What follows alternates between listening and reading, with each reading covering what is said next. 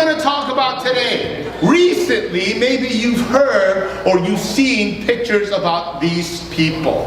Who can tell me who this is? Does anybody know? Yes, Bourdain. It's strange. These celebrities had everything. Let's take this man, okay? Just as an example. Many would consider him quite handsome. Tall, he was very tall. On his show, he was always really tall. I think he was even taller than President Obama, okay? And who was on his show? Okay, that's how famous this guy was. Did you know that President Obama, when he was in office, he actually called him and asked to be on his show? Imagine that. He's a world-famous author, world-famous celebrity chef, and he had not just one, but numerous TV shows where he was the host and he was the star. He won Emmys, he won awards. And talking about himself, he said, I travel the world, doing whatever I want in every cool place I've ever dreamed of, and you pay the bill. How's that? Isn't that an existence? Wouldn't you love it if someone paid you to travel the world? Go any place you want to go and eat all the food you want? And pay you? And you will be rich and famous? Pretty good life. But did it make him happy? No. No. Did it satisfy his loneliness? And his need for intimacy, and his need for connectedness, and his need for love? No. He went through life lonely. He went through life bitter. He went through life depressed. And as gifted as he was, and as famous as he was, and so many people envied him. In fact, he had a co-worker that every time she saw him, she would say, Tony, I'm coming back in my next life as Anthony Bourdain. Okay? She would say that. He had an enviable life. But he was so depressed that he hung himself with his bathrobe in his hotel room in France. Tragic. Tragic, isn't it? Maybe you don't know him, maybe you know her. This lady designed handbags that were the envy of movie stars. She was a fashion designer of the most incredible success. And the rich and the famous and the celebrities all wanted to be seen and to be on camera with her handbags. She was a smart lady. Not just talented, smart. How smart? To the tune of $200 million. That's how smart. She created an empire worth $200 million. You think she would be happy? Little girls, right? They grow up dreaming to be fashion designers. Isn't this a dream job? But no. Did it make her happy? No. She too hung herself. You don't often hear of women killing themselves through hanging. It's so violent. It's so angry. But you say, oh, these are exceptions. These are clearly exceptions. No. The statistics tell us that suicide is rapidly on the rise in our country. Every day in the United States, 123 people die of suicide. It is the 10th leading cause of death. 45,000 people in our country alone, in America alone, commit suicide every single year. Something is wrong. And the ironic thing is that these people are not the poor. These people are not the destitute. These people are the upper class. You never hear of someone trying to survive killing themselves. They're busy trying to survive, right? They're busy trying to put food on the table. They're busy trying to take care of the kids. Who are the people that are killing themselves? The privileged, the upper class, the people who have it all, the people who the rest of us look at and say, if only I lived in that neighborhood. My wonderful wife took a class in Berkeley when she was an undergrad. And her psychology teacher told her that a certain neighborhood in the Bay Area, in the East Bay, where all the rich go, all the CEOs go, all of the ex-football players go, that was the neighborhood that had the highest amount of suicide and depression. Isn't that crazy? The people who make the money, the people who are famous, the people who are powerful, the people who can have it all, they are the ones with mental depression. Is it possible, given enough resources, to truly find satisfaction in this life? Well, let's just go right to the top, shall we? Let's go right to the top. King Solomon was a man who truly had it all. You talk about wealth. During his reign, it is said that silver was nothing. Everything he touched was made of gold. Everything he put his fingers on was gold. Silver was as common as rocks. Precious stones was nothing during his reign. He had wealth. He had power. He had absolute power. You know, I don't have absolute power. I have to report to the board. I got a CFO, I got a CEO, okay? You don't have complete power. You got to report to your boss, or you got to make your kids happy, or you got to make your parents happy, right? Everybody's got to make someone happy. This was a man who had to make no one happy except himself. He was king.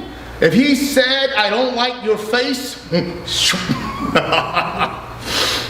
he would have it removed. He had all the wealth. He had all servants and musicians and entertainers, and he had harems. He had throngs of beautiful women that he could call his own. He had it all.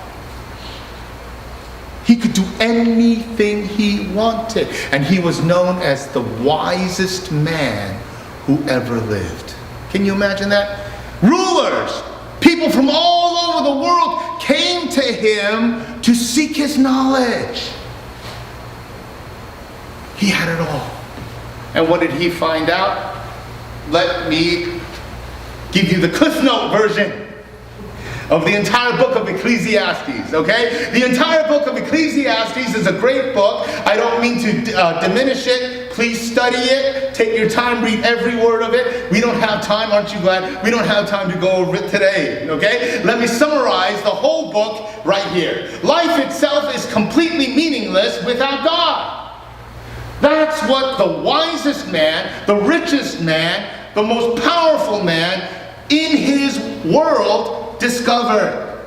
Wisdom is meaningless. Pleasures are meaningless. Work even is meaningless. Earthly social justice. You say, "Oh, well, okay, I'll stand for causes. I'll protest. I'll carry signs. That'll make my life meaningful." No, it's meaningless. Wealth is meaningless. Let's take a look at a couple of these. Next couple of weeks, we're going to look at this. He said, well, he didn't say this. A well-known songwriter said, "All we are is dust in the wind." He said all of life is like chasing after the wind. Have you ever tried to catch the wind? Have you ever tried to catch the wind? Oh, I love the smell of a rainy day. Don't you love that? After the rain, everything's so fresh and clean, and it smells so nice. Can you capture the smell of a rainy day? Can you open up a jar and collect it? Can you get a bag, a Ziploc bag, and collect that smell and bring it? And you can't. You can't catch the wind. The wind goes here and there, and it does as it pleases, and you can't catch it. And he said, likewise, you know what? I've done it all. I've done it all. And I have to say, without God, everything on earth is meaningless. For example, he says this, what do people gain from all their labor? Surely you say, well, Solomon, you can't be right. Work is noble. Work is great. Work is God-given. Yes, but he says, what do people gain from all their labors, at which they toil under the sun? Generations come and generations go, but the earth remains forever. What is he saying? You know, you can work as hard as you want. Mount Everest won't even know you're there. You can try as hard as you want. The Pacific Ocean is just going to be there. You can't change a thing. Not really. Not when you look at the big scheme of things. Can a person really make a difference? Solomon says, no, not really. Generations can come, generation can go. You know what? The earth stays the same. Mount Everest is still there. The Pacific Ocean is still there. The Grand Canyon is still there. You haven't really changed anything significant. Huh? Secondly, you know what he says? You think you've done something new? It's all been done before. Solomon says, is there anything of which one can say, look, this is something new? No. It was here already long ago. It was here before our time. And it'll come back again. He says young people don't remember history. And they repeat it. Every generation of young people think they're the new thing. But it's the same old stuff, just rehashed, repackaged. Same old thing. Teenage angst is teenage angst. Rebellion is rebellion. Thinking that the older generation is old-fashioned. Every generation thought that, right? Same old thing. Solomon says, you know what? You think you have something new. Guess again. Friends, it's just rehash. Been there, done that. Right? You guys know that expression. Sad. Eventually all your accomplishments will be forgotten. Isn't that sad? Isn't that sad? But Solomon had the wisdom to know. No one remembers the former generations, and even those yet to come will not be remembered by those who follow them. Oh, man. You know, one of the most heartbreaking things about being a young father, I'm not young per se, but I'm a young father because I got young kids. You know what the most terrible thing? I change diapers. I don't change too many diapers now because my wife is home. But you know, I changed a lot of diapers. I dealt with puke. I brought the kids to their first chocolate chip cookie, their first donut. I took my kids, you know, on all these firsts and all these wonderful things that mean so much to me. You know what? Are my kids going to remember anything that happened before the age of 3? Huh? No, all of you experienced moms and dads and aunties and uncles and no, right? I remember all night long singing to my son because he was crying all night and he couldn't get to sleep unless I sang to him. Will he remember that? No. My wife reminds me, you know, Tim, they're not going to remember that. Isn't that sad? I'm not talking about my grandchildren. I'm not talking about great-grandchildren. I'm talking about just my own kids. Are they going to remember the sacrifices and the heartache and the sleepless nights? And no! And so Solomon says, how much more when you're talking about generations? A couple of 100 years from now, is anyone going to remember? Probably not. Okay. All right. How about wisdom? You got to admit, wisdom is worth pursuing with your life. Wisdom if you're educated, wisdom if you're smart, wisdom if you have tons of knowledge, that's meaningful. Solomon says, I said to myself, look, I have increased in wisdom more. How many of us can make that claim? How many of us can make that claim? Not me, no way. I couldn't even get through high school calculus, okay? wisdom, Solomon says, look, I have increased in wisdom more than anyone who has ruled over Jerusalem before me. I have experienced much of wisdom and knowledge. The Bible tells us that wisdom was granted to Solomon unlike any other human being except maybe for Jesus Christ himself. The Bible tells us that Solomon was the wisest man who ever lived.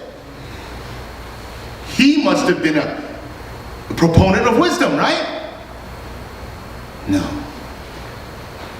I applied myself to the understanding of wisdom and also of madness and folly. And you know what I learned, people? I learned that this too is a chasing after the wind. For with wisdom comes much sorrow. The more knowledge, the more grief. Isn't it true? Stop and think about it. Everybody, think about this for a moment. The more you know about world events, does it make you more positive or more negative? The more you know about crime, the rapes and the murders and the robberies and the killings, and the more you have knowledge of this, does it make you happier or sadder? You see? The more you know what a delicate balance the earth is. And if the earth was one sheet of paper thickness, one sheet of paper thickness closer to the sun, we would all die. And if it was one piece of paper closer away from the sun, we would all freeze to death. And all of the asteroids that surround the earth. And how easy would it be to have a virus that went out of control? If you were really, really smart and you knew all these things, you know what you would say? You would say what? Ignorance is bliss. I'd rather not know. Don't tell me. Right? And Solomon discovered that. You know, the more knowledge you have, the more depressed you get. The more knowledge you have, the more grief you have. Hey, I'd rather be dumb and happy, right? Okay. Work is meaningless, fine. Wisdom is meaningless, sure. Who wants to study all the time? Have a pleasure. That's the American way, right? Pleasure, narcissism, hedonism. Let's eat and let's drink and let's be merry and let's party. And who cares about tomorrow? We're all going to get slammed by an asteroid anyway and die. You know what? Let's just party on. Okay? I said to myself, he actually did this. You know, we snicker. We say, oh no, that won't work. Solomon tried it. Solomon tried it. I said to myself, come. I will test you with pleasure. Whoa, what a good experience, right? What a good experiment. All right, let's test us with pleasure. All right. Woo-hoo. Sign me up for that, right? To find out what is good. But that also proved to be meaningless. How about laughter? Just having a good time, laughing, kicking back, telling jokes, merriment. Laughter, I said, is madness. And what does pleasure accomplish? I tried cheering myself with wine. And Solomon could afford the best wine.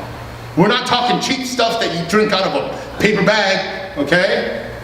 We talk about the best stuff you drink with fine crystal. I tested myself with merriment, laughter, and getting drunk and wine, embracing, cheering myself with wine, embracing folly, my mind still guiding me with wisdom. I wanted to see what was good for people to do under the heavens during the few days of their lives. I undertook great projects. I built houses for myself and planted vineyards. Yeah? I made gardens and parks and planted all kinds of fruit trees. Wow. Isn't that awesome? Here's a picture of one of the ancient wonders of the world.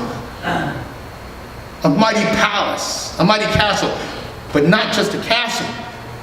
It had trees and plants and fruit from all over the known world. And he put them on top of buildings. Isn't that awesome?